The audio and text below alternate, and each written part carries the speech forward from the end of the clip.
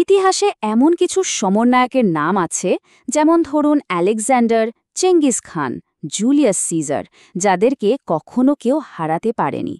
আজ আমরা ঠিক এমনই একজনের গল্প বলবো, যিনি তার জীবনে ১০০রও বেশি যুদ্ধে লড়েছেন, কিন্তু হারেনি একটাতেও। তিনি খালিদ ইবনে আল ওয়ালিদ। খালিদ ঠিক কতটা কিংবদন্তি ছিলেন তা বুঝতে হলে তার সমসাময়িক খলিফা আবু বকরের এই একটা কথাই যথেষ্ট। ভাবুন তো, এটা কিন্তু শুধু সাধারণ কোনো প্রশংসা না, এটা ছিল এমন এক যোদ্ধার প্রতি সর্বোচ্চ সম্মান, যাকে হারানোটা এক কথায় অসম্ভব বলে মনে করা হতো। তো চলুন খালিদের এই অবিশ্বাস্য জীবনকে আমরা ৫টা পর্বে ভাগ করে দেখি। তার উত্থান, ইসলামের পক্ষে তার সেসব অবিস্মরণীয় যুদ্ধ, আর সবশেষে তার জীবনের এক অন্যরকম সমাপ্তি। আচ্ছা, আমাদের গল্পটা শুরু হচ্ছে ৭ম শতাব্দীর আরবে, এমন একটা সময়ে, এমন একটা পৃথিবীতে যা ছিল ভীষণ উত্তপ্ত, কঠোর আর বিভক্ত। আর এই পরিবেশটাই খালিদের মতো একজন যোদ্ধাকে তৈরি করেছিল। খালিদ যে সময়ে বেড়ে উঠছিলেন, সেই সময়টাকে বলা হতো জাহেলিয়াতের যুগ, মানে অজ্ঞতার যুগ। এখন এটা কিন্তু শুধু একটা সময়ের নাম না, এটা ছিল একটা গোটা জীবন ব্যবস্থা। গোত্রীয় সংঘাত, প্রতিশোধ আর টিকে থাকার লড়াই, এটাই ছিল রোজকার বাস্তবতা। আর এই পরিবেশই তাকে একজন যোদ্ধা হিসেবে একেবারে নিখুঁতভাবে গড়ে তুলেছিল। সেই সময়টা যে কতটা ভয়াবহ ছিল তা কল্পনা করাও কঠিন। ভাবা যায়, পবিত্র কাবা ঘরের ভেতরেই ৩৬০টা মূর্তি পূজা করা হতো।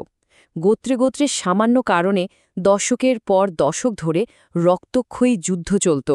আর সবচেয়ে মর্মান্তিক ছিল কন্যা শিশুকে জীবন্ত কবর দেওয়ার মতো নিষ্ঠুর প্রথা। ঠিক এই রকম একটা বিশৃঙ্খল পরিবেশেই জন্ম হয় খালিদের।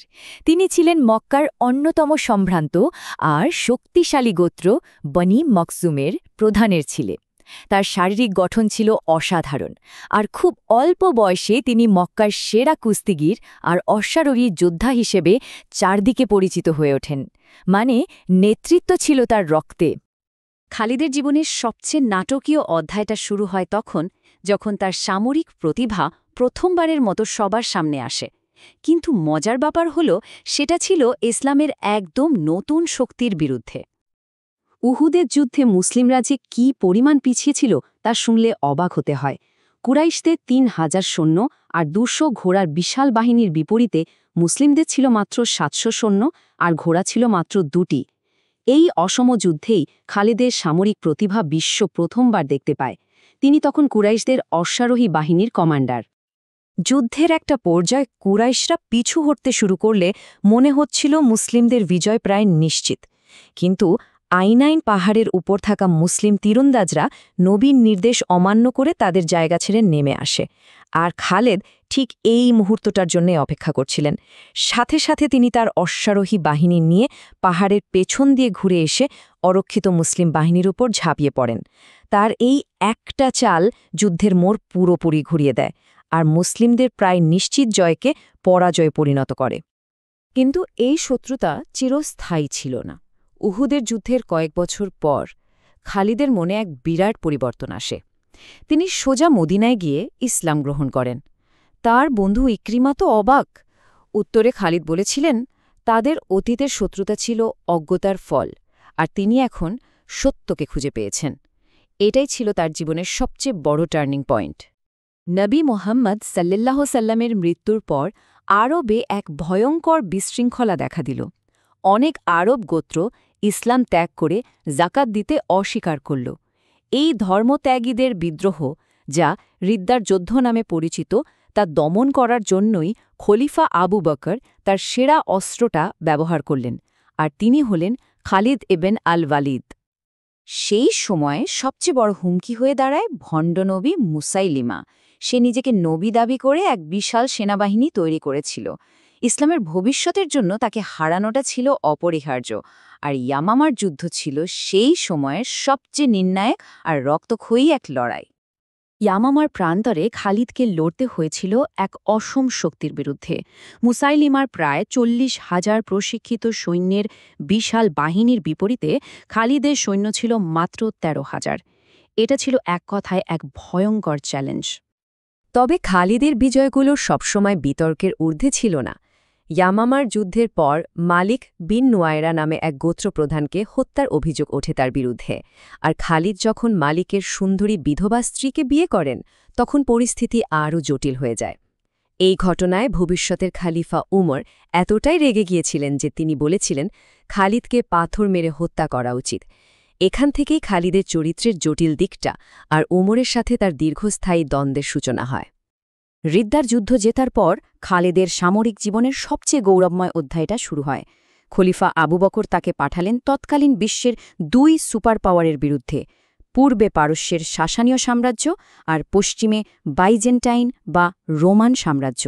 আর খালিদ, তিনি মাত্র 1 বছরের মধ্যে পারস্যের সেনাবাহিনীকে একের পর এক যুদ্ধে হারিয়ে পুরো মেসোপটেমিয়া মানে আধুনিক ইরাক জয় করে ফেলেন। ইরাকে যুদ্ধরত অবস্থাতেই খালিদের কাছে খবর এলো যে সিরিয়ায় রোমানদের বিরুদ্ধে মুসলিম বাহিনী বিপদে পড়েছে। খলিফার নির্দেশে তিনি তার অর্ধেক সৈন্য নিয়ে এক অবিশ্বাস্য যাত্রা শুরু করলেন। সিরিয়ায় দ্রুত পৌঁছানোর জন্য তিনি পরিচিত পথ ছেড়ে 6 দিনের এক দুঃসাহসিক যাত্রায় পানিশূন্য মরুভূমি পাড়ি দেন।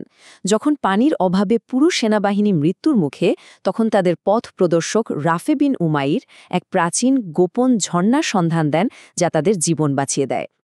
সিরিয়ায় পৌঁছেই খালিদ মুসলিম বাহিনীর সর্বাধিনায়কত্ব গ্রহণ করেন এবং ইতিহাসের অন্যতম শ্রেষ্ঠ এক যুদ্ধের মুখোমুখি হন। ইয়ারমুকের প্রান্তরে প্রায় 1.5 লক্ষ রোমান সৈন্যের বিশাল এক বাহিনীর বিরুদ্ধে মুসলিমদের সৈন্য ছিল মাত্র 40,000। মানে এ যেন ডেভিড আর গলিয়াতের এক মহাকাব্যিক লড়াই। 6 দিন ধরে চলা এই যুদ্ধের চতুর্থ দিনটা ইয়াউমুল আওয়ার বা হারানো চোখের দিন নামে পরিচিত। সেদিন রোমানদের ভয়ঙ্কর তীরবর্ষণে প্রায় 700 মুসলিম যোদ্ধা তাদের একটি করে চোখ হারিয়েছিলেন। এই একটা ঘটনাই যুদ্ধের ভয়াবহতা আর তীব্রতাকে ফুটিয়ে তোলার জন্য যথেষ্ট। আর এখানেই খালিদ তার মাস্টার স্ট্রোকটা দেন। তিনি তার সেরা অশ্বারোহীদের নিয়ে মোবাইল গার্ড নামে একটি বিশেষ বাহিনী তৈরি করেন। যুদ্ধের শেষ দিনে যখন রোমানরা ক্লান্ত, খালিদ তার মোবাইল গার্ডকে পাঠান রোমানদের পালানোর একমাত্র সেতুটি দখল করার জন্য। ফলে রোমানরা একদিকে মুসলিম বাহিনী আর অন্যদিকে গভীর গিরিখাতের মধ্যে আটকা পড়ে যায়। এটা ছিল এক নিখুঁত কৌশল যা ইতিহাসের অন্যতম নির্ণায়ক একটি বিজয় নিশ্চিত করে। ইয়ারমুকের এই মহাবিজয়ের পর কি হওয়ার কথা? সম্মান, খ্যাতি, তাই না? কিন্তু খালিদের জন্য অপেক্ষা করছিল এক অপ্রত্যাশিত এবং করুণ এক অধ্যায়।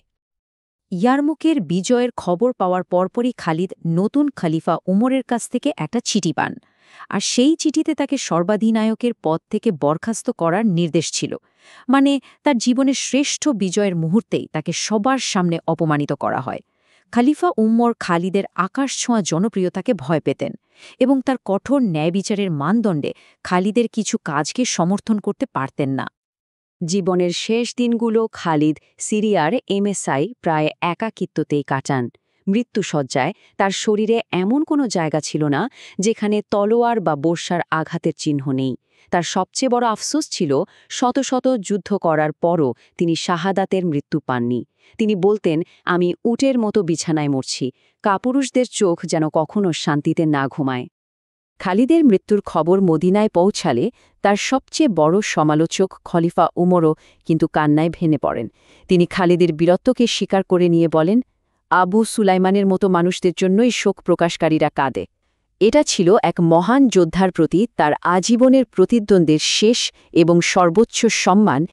খালিদ ইবনু আল ওয়ালিদের জীবনটা এক আশ্চর্য বৈপরীত্যে ভরা।